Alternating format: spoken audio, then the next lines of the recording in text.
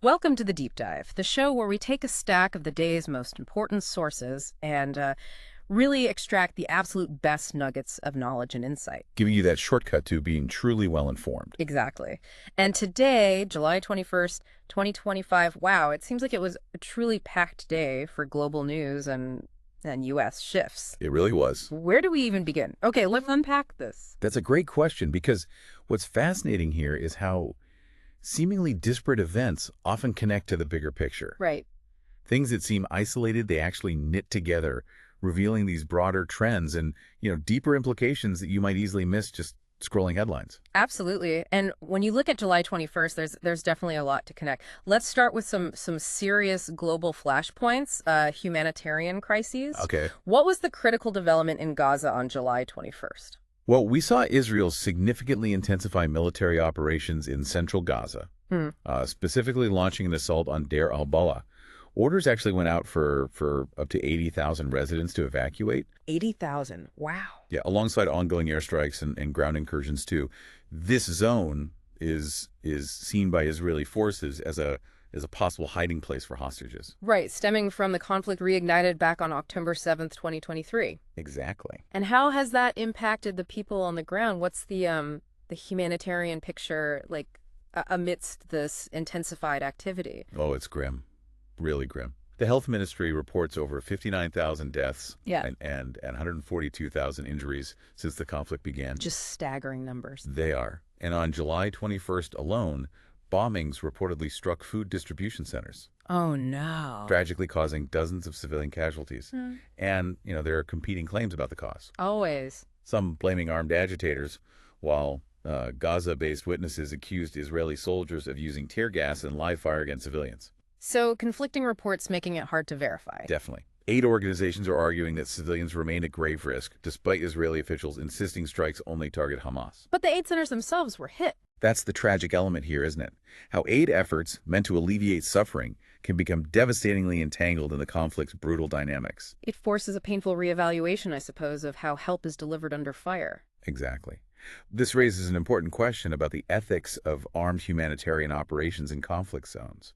Given this dire situation, how has the international community responded? Any strong reactions? Oh, yes. The international outcry has been sharp. Over 20 countries, including the UK and EU members, joined the Pope's condemnation. Calling for an immediate ceasefire and, crucially, unfettered aid access. And on the ground, the system itself. It's collapsing. The whole humanitarian system in Gaza. We're seeing skyrocketing food prices, faltering healthcare, which leads to a tragic rise in infant deaths from malnutrition, and stepping back, the military escalation truly threatens to spiral into a broader regional crisis. Precisely, with Syrians, Lebanese, Iranians, and of course the U.S. all closely monitoring for retaliation. It's a tinderbox. Unfortunately, yeah. And the drumbeat of conflict wasn't limited to the Middle East. Moving over to Ukraine, what did we see there on July 21st? Well, July 21st saw a renewed wave of Russian drone attacks. How significant. Described as one of the largest aerial assaults in months. And NATO's response. Pretty swift, actually. NATO acted, pledging additional military aid. Specifically, there was an agreement to send 5 advanced Patriot missile defense systems to Ukraine. 5 advanced systems? From who? From the U.S. and Germany. Ukraine naturally expressed gratitude for this. And Russia's reaction? Predictable. Yeah. Denounced the move as an escalation. Right. Analysts are warning, though, that these sustained drone campaigns, even with NATO support, might escalate civilian harm and just prolong the conflict. So for NATO leaders, this must be a really delicate balance. It absolutely is. We connect this to the bigger picture. It highlights the delicate balance NATO leaders face between bolstering Ukraine and concerns about broader escalation. It's that fine line they're walking, especially with such advanced weaponry involved. Definitely a tightrope. Okay, from active conflicts, let's turn to maybe a hopeful, though fragile, development in Syria. What can you tell us about the ceasefire agreement in Soweto? Right, Soweto. On July 21st, a ceasefire agreement was reached there. Between who? Between the Syrian government and tribal leaders in Soweto, following weeks of, pretty violent clashes between Druze and Bedouin factions. And this is all part of the wider civil war context. Exactly. It's all interconnected. The ceasefire itself was negotiated with help from the Syrian Observatory for Human Rights.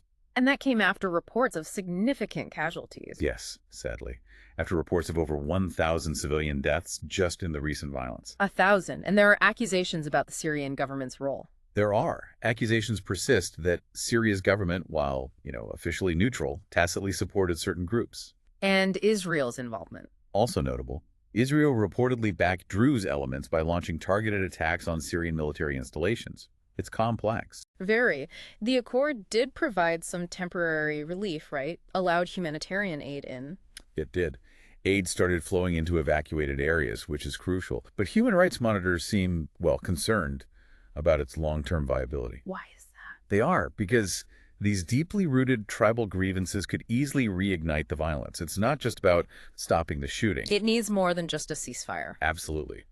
What's fascinating here is how complex local power struggles intersect with the wider civil war, showing that lasting peace requires more than just a ceasefire. It needs reconciliation, economic rehabilitation, the hard stuff. A micro lesson for the whole conflict, perhaps. I think so. These smaller accords are often the real bellwethers. And further south in Africa, the Democratic Republic of the Congo, the DRC, saw a significant step towards peace, too. Yes, on July 21st, a declaration of principles was signed between the DRC government and the Rwanda-backed M23 rebel group. Aiming to end the conflict. Aiming to end months of conflict, yeah. Ahead of a final settlement that's supposedly due in August. And what are the core principles? They outline troop withdrawal, prisoner release, and the establishment of humanitarian corridors. Fairly standard, but important steps. And the M23 group, they'd occupied key areas. They had. Strategic cities like Goma and Bukavu since January, displacing hundreds of thousands of people. A huge humanitarian impact. So this agreement, welcomed by regional leaders, the UN, but still fragile. Very fragile. Observers warn that without effective monitoring and critically substantial support to rebuild the affected communities, the truce could easily break down. And that risks wider instability. Absolutely. It could potentially destabilize the whole Great Lakes region, especially if Rwanda's alleged support for M23 continues. There's a lot riding on those implementation details. Definitely something to watch. Okay, from the complex dynamics of international conflict, let's shift our attention now to the, equally intricate dance of global economics and politics. And on July 21st, Brazil certainly grabbed headlines on that front, didn't it? It really did. We saw that July 21st raid on former President Jair Bolsonaro's residence and his political headquarters. Amid investigations into alleged coup plotting. And the Supreme Federal Court mandated he wear an electronic ankle monitor, citing flight risk. Serious measures. What are the specific accusations? Investigators accused Bolsonaro of conspiring to overturn the 2022 election and also, interestingly, imposing sanctions on Brazil with U.S. backing. Right, and what's particularly striking here is the response from the U.S. Trump administration. That seemed quite direct. Extremely direct. Yeah. The Trump administration retaliated almost immediately by rescinding visas for 8 Brazilian Supreme Court justices. 8 justices? Yes, and threatening a massive 50% tariff on Brazilian goods. Wow. That must have triggered turmoil in Brazil. Significant political turmoil, yeah, especially ahead of upcoming elections. Bolsonaro's supporters, they view these measures as politically motivated persecution. And his opponent. They see it as a crucial defense of democratic institutions. It's really dividing the country. And the international angle is key here. Absolutely. If we connect this to the bigger picture, this situation highlights the very real international repercussions of domestic legal battles, especially when major powers like the U.S. get involved so directly. And focusing specifically on those tariffs, the U.S. didn't just threaten, they actually imposed a 50% tariff on all goods from Brazil on July 21st. That's right. A blanket 50% tariff, escalating tensions over the Bolsonaro prosecution. And just to remind ourselves, Brazil is a major supplier for the U.S., right? Coffee, agricultural goods. Huge. Brazil supplies about 30% of U.S. coffee imports, plus large amounts of other agricultural products. This isn't minor. So the justification from the Trump administration was? They framed it as a response to anti-democratic activities and, a defense of U.S. economic interests. Which Brazil condemned. Of course. Yeah. Condemned it as politically motivated interference. And the market reaction. Shockwaves. Sent shockwaves through global financial markets and especially agricultural supply chains. Importers, consumers, everyone's bracing for higher prices and potential shortages. So these tariffs, they raise broader questions. They really do. What's fascinating here is how these punitive measures raise questions about the broader costs and efficacy of tariff-based diplomacy. you know, and the ripple effects on businesses and consumers often far removed from the original political dispute. Yeah, the unintended consequences. But on a more positive note for the markets, maybe July 21st also saw U.S. stocks rally, reaching fresh highs. That's right, the S&P 500 and NASDAQ both hit record closes. What was driving that optimism? A few things. Weaker dollar values helped, but also growing optimism around the forthcoming U.S.-EU trade agreements. There's an August 1st tariff deadline looming there. And officials were sounding positive. Yes, U.S. Commerce Secretary Howard Lutnick affirmed they were making progress in those talks. Anything else boosting equities? Well, tech giants like Alphabet and Tesla were preparing for their Q2 earnings reports, creating some anticipation. Plus, Verizon raised his profit outlook. So a few different factors providing a tailwind. But uncertainty remains if those EU talks stall. Definitely. And it's interesting, a strong dollar and declining treasury yields suggest markets might actually be betting on potential rate cuts down the line. So it's a complex mix driving things. And we also saw a major trade deal announced. U.S.-Indonesia. Yes, a sweeping new $15 billion U.S.-Indonesia trade deal. $15 billion. What does that involve? Indonesia will purchase $15 billion in American energy products, another $4.5 billion in agricultural goods, and 50 Boeing jets. Big numbers. And tariffs. Indonesia agreed to lift tariffs on U.S. imports, but, and this is a key point, the U.S. will maintain its 19% tariff on Indonesian goods. So not entirely reciprocal. What were the motivations? Well, Indonesia was really looking for greater access to American technology. For the U.S., it seems strategic, aiming to counter Chinese influence in Southeast Asia. And the reaction? Mixed, really. It underscores these ongoing debates in the U.S. about the right balance between protectionism and global economic engagement. It's a tricky line to walk. Seems to be a theme. Now, looking over to Japan, Prime Minister Shigeru Ishiba made an announcement on July 21st. He did. Despite an election setback, he announced he would remain in office. Focusing on Managing inflation, which is a challenge there, and also negotiating with the U.S. over those new tariffs imposed by the Trump administration. Another fallout. So Japan's under pressure, too. Definitely. Pressure to maintain economic stability and navigate these shifting global alliances.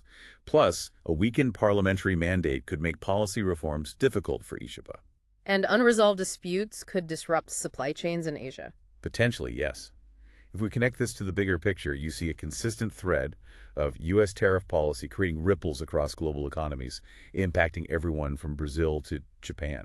It's a major driver of uncertainty right now. Moving to the U.S. economy itself, we're seeing some mixed signals, aren't we? Very much so. On one hand, recent months saw manufacturing output and retail sales surge. Unemployment claims fell, consumer confidence rose. Seems positive. But there's always a but. But a July 21st report from the Conference Board showed a 0.3% drop in its leading economic index for June. And that index looks ahead. Exactly. It's a forward-looking barometer. It flagged declining consumer expectations and, importantly, falling new manufacturing orders. And the tariff impact again? Yes. There's the specter of inflation and reduced commerce due to tariffs. Analysts are warning of a possible, get this, $510 billion hit to annual U.S. trade volume. $500 billion. That's enormous. Yet administration officials are expressing optimism. They are, citing core inflation being at historic lows, trying to put a positive spin on it. So how do we reconcile that optimism with these leading indicators? Well, independent experts are cautioning that the full toll of tariffs and these trade disruptions might only become clearer in the second half of the year. Potentially restraining GDP growth? Potentially, yes. What's fascinating here is the tension between official optimism and leading indicators that suggest potential headwinds, making the long-term economic trajectory a key issue to watch. It's really up in the air. Okay, shifting gears slightly. There was a surprising diplomatic exchange on July 21st involving Venezuela and El Salvador. Yes, quite unexpected. Over 250 Venezuelan detainees were released from El Salvador's CECOT prison. In exchange for? In exchange for 10 detained U.S. citizens released by Venezuela. And those Venezuelans in El Salvador, how did they get there? They'd actually been sent to El Salvador months earlier amidst some pretty harsh immigration sweeps targeting asylum seekers. So humanitarian groups praised the repatriation, but it doesn't solve the whole issue. Not at all. Many detained migrants remain in limbo there, often without due process. And critics are warning the deal highlights the U.S.'s reliance on sort of deportation-centered policy. And exposure to human rights abuses. Exactly. This raises an important question about the broader implications of such exchanges and exposed abuses on U.S. immigration policy and international relations. And there was a Human Rights Watch report that came out the same day, underscoring these concerns. Right. On July 21st, it exposed severe mistreatment in ICE-run Florida detention centers, like the Chrome facility. What kind of mistreatment? Former detainees reported things like shackling, denial of medication, even forced kneeling. Really disturbing accounts. And related to all this, we saw large-scale demonstrations in Los Angeles recently. Yes, huge protests in LA in June and July over federal immigration raids, leading to the Trump administration ordering 2,000 National Guard members to actually leave Los Angeles by July 21st. A de-escalation perhaps after the tension. So what does this all point to? Well, if we connect this to the bigger picture, you see deep divisions over migration policy, border security, and civil rights playing out across the country. These events are definitely influencing public sentiment and could lead to significant policy shifts ahead of the 2026 election season. It's a major fault line. Indeed. Okay, let's shift gears now to the frontier of science and the environment. Lots happening there, too. There's been strong protest against NASA budget cuts. What's this Voyager Declaration all about? Right, the Voyager Declaration. Nearly 300 current and former NASA staff, including 4 astronauts, actually issued this on July 21st. Denouncing what specifically? Denouncing sweeping cuts to science grants, safety programs, and staffing under the Trump appointee, acting NASA Administrator Sean Duffy. And they're worried about safety. Very worried. The declaration explicitly warns about undermining safety mechanisms, the ones established post-Columbia disaster, and overall mission integrity. What kind of cuts are we talking? They cite losses of 2,600 staff positions and over $120 million in grant reductions. It could potentially slice a quarter of NASA's entire budget. A quarter? That's huge. It is. And what's fascinating here is the direct pushback from within the scientific community itself against these budget shifts, highlighting the real-world impact on safety and mission integrity. And it's not just NASA?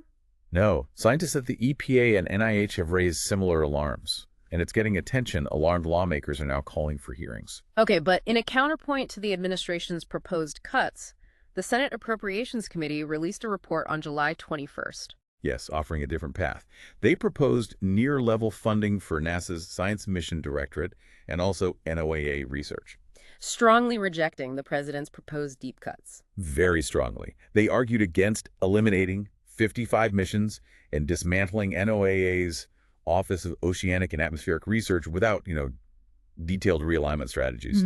Basically saying, whoa, not so fast. And how did scientists react to that? Scientist groups welcomed this move, obviously, emphasized the importance of Earth monitoring, climate research, innovation, all the things under threat. So a battle playing out.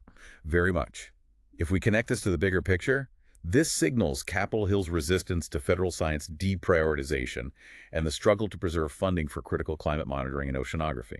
It's a real push and pull. Separately, though, also on July 21st, the EPA itself shuttered its research and development office. It did. Laid off thousands of staff. And this is part of that broader administration effort. Seems to be, yeah. Rooted in broader Trump administration efforts to curtail federal regulatory and scientific programs. What's the reaction been? Widespread criticism from scientists and environmental groups. They warned the closures would undermine the U.S. government's ability to assess and respond to environmental threats. The basic science work. And the EPA's defense. Reducing bureaucracy, cutting costs. Yeah.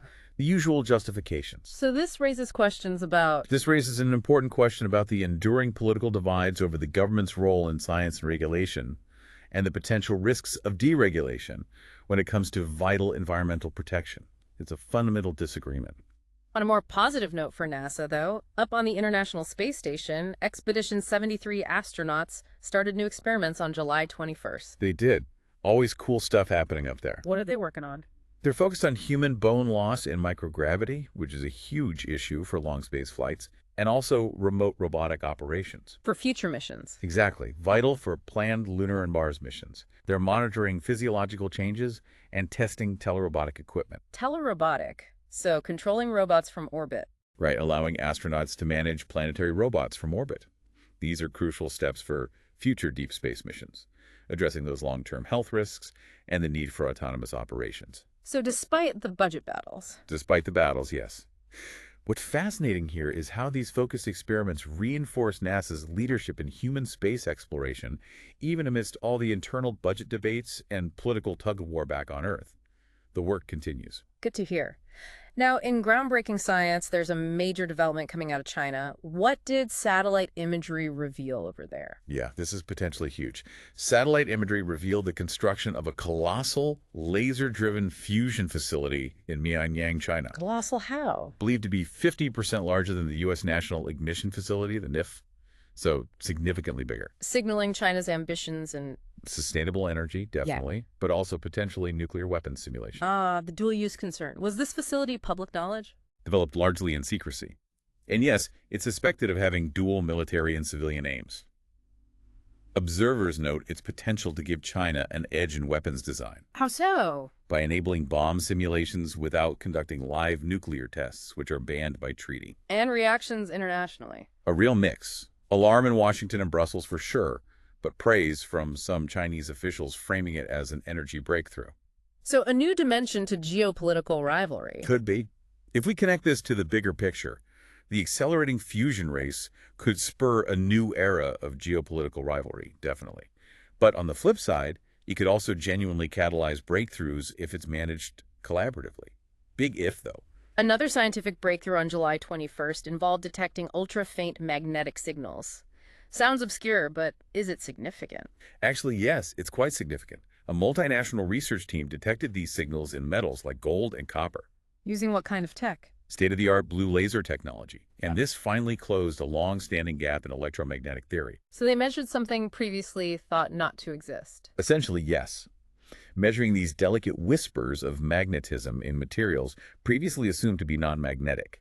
It validates old theories. And practical applications. That's the exciting part. It opens novel pathways for developing custom-tailored materials, especially for things like quantum computing and nanotechnology. Wow. Yeah. What's fascinating here is how this fundamental discovery, once purely theoretical, is now poised to drive practical innovations across multiple high-tech fields. It's a huge step forward from basic science to potential application. Okay, shifting now to climate change impacts.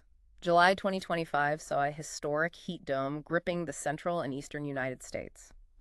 Just how significant was this event? It was extremely significant. A prolonged and really extreme heat wave, clearly driven by climate change. What kind of temperatures? Triple-digit highs forecast for 6 states, spreading into the Midwest and Northeast.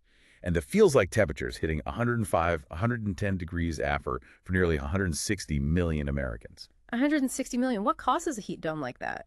It's these high-pressure systems that basically trap warm air and block normal weather patterns from moving through. Just sits there and bakes. And the dangers. Significant, especially for vulnerable populations, the elderly, those without AC. Also, major threats to agriculture, including that phenomenon known as corn sweat, where crops release moisture, adding to the humidity. And renewed calls for climate action. Absolutely. What's fascinating here is how this event fits a clear pattern of increasingly frequent and severe weather extremes, highlighting the urgent need for climate action and, crucially, public health preparedness. We need to handle these events better. We're also still seeing the aftermath and discussion around the devastating flash floods in Texas over the 4th of July weekend, tragically killed 135 people. A terrible tragedy. And unfortunately, that tragedy also saw some far-right groups advancing baseless claims, cloud seeding, weather manipulation. Yeah, that misinformation reared its head again. Meteorologists and authorities swiftly dismissed those assertions, of course. Attributing the floods to intense rainfall linked to wider climate patterns. Standard meteorology, unfortunately amplified by climate change. So while the misinformation surged... Right. While that happened, the tragedy itself did prompt, thankfully, deeper consideration of flood preparedness, emergency systems, and climate adaptation. How do we prevent this or mitigate it next time? A necessary conversation. Yeah. And looking proactively, there was a study published on July 21st from Penn State researchers, modeling something quite grim. Yes, modeling the catastrophic impact of nuclear winter on global corn production. Nuclear winter? Yeah. Simulating crop failure. Exactly. Simulating widespread crop failure and the subsequent collapse of food supply chains if such an event were to occur. Did they propose any solutions? They did. They proposed creating agricultural resilience kits. Containing what? Containing fast-growing, cold-tolerant seed varieties that could be stockpiled for emergency use. What's the takeaway from that kind of research? Well, experts say it underscores the fragility of our global food systems, something we often take for granted, and the importance of preemptive planning. Like strengthening seed banks. Strengthening seed banks, international cooperation on food security. If we connect this to the bigger picture, it's a stark reminder that even theoretical global catastrophes require concrete, often overlooked, efforts in preparedness and resilience. Thinking ahead. A sobering thought. Okay, finally, let's turn to our last segment, security, espionage, and public safety. What happened with the U.S. engineer Cheng Guangdong? Right, Mr. Gong. On July 21st, this Chinese-American engineer from San Jose, California, pleaded guilty Guilty to what? to stealing U.S. national defense technologies. Really sensitive stuff. Like what? Related to missile launch detection, hypersonic tracking systems, and even fighter jet evasion systems. Top secret tech. With the intent to benefit. With the intent to benefit the Chinese government. Federal prosecutors outlined how he transferred detailed technical files from his former employer to Chinese agencies. So this highlights ongoing concerns. Big time. What's fascinating here is how this individual case highlights the ongoing high-stakes battle for technological advantage and national security. It underscores those persistent cybersecurity and intellectual property worries, especially amidst U.S.-China strategic competition. Officials are constantly warning about these espionage threats. And his conviction might lead to policy changes. Likely, yes. Probably stricter export controls and certainly heightened corporate internal security policies. Companies will be double-checking their systems. And finally today, a truly tragic incident involving air safety in Bangladesh. Yes. Awful news from Dhaka. On July 21st, a Bangladesh Air Force trainer jet, What kind of jet? a Chengdu FT-7 BGI, crashed directly into Milestone College in Dhaka. Crashed into a college during school hours? During a routine training sortie, tragically, yes, it killed at least 27 individuals. 27, mostly on the ground. Yes, 19 of them are on the ground. Yeah. Students, staff, presumably. Dozens more were injured. Just horrific, the public reaction. Understandably, outrage over air safety.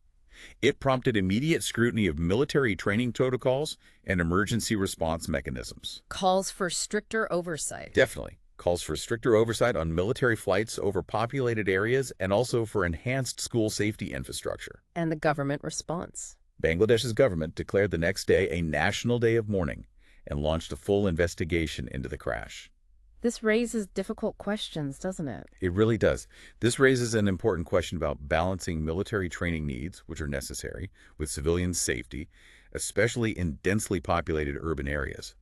And it highlights the critical role of investigations in shaping future practices to prevent recurrence. Absolutely. Wow. We have covered so much ground today, from the escalating conflicts in Gaza and Ukraine to the intricate dance of global trade, tariffs, domestic politics in Brazil and the U.S. All the way to breakthroughs in fusion energy and magnetism. And the stark realities of climate change, espionage, that tragic crash. It's incredible how much happens in a single day. So what does this all mean when you try to pull it together? Well, I think it really reinforces the value of deep knowledge, not just knowing facts, but understanding the connections, being able to apply the information. Right. And it shows there's always more to learn, doesn't it? That embracing multiple perspectives truly enriches our understanding rather than sort of overwhelming us. Seeing the patterns. That's spot on. It's about connecting those dots. So a final thought for you, our listener. As you reflect on these snapshots from just a single day, July 21st,